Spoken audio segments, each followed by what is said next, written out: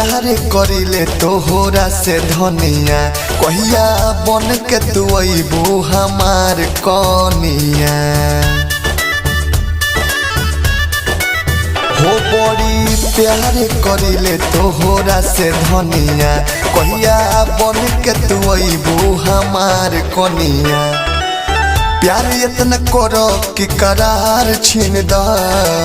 हमरा से जहाँ दिल करेला प्यार यारे काला काला एगो सलवार किन दा हमरा से जहाँ दिल करेला प्यार यारे काला काला एगो सलवार किन दा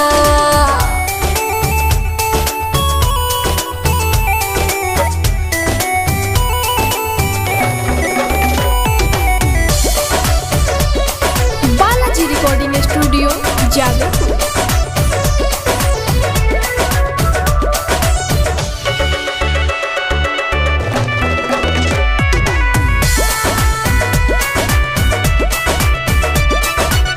काला काला तोहके सलवरबो सिवा देम प्यार से रहिया ताज महल भी बनवा देम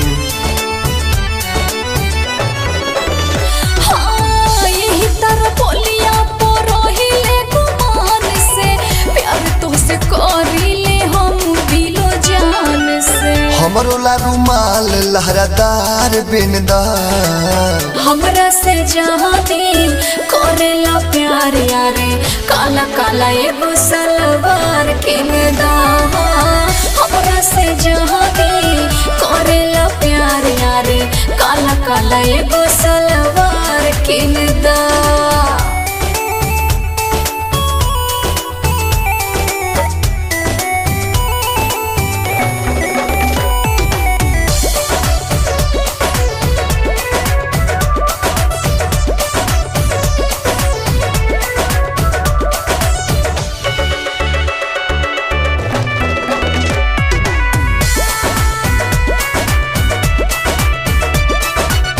दिलावा में हमारा बा प्यार बेसुमार हो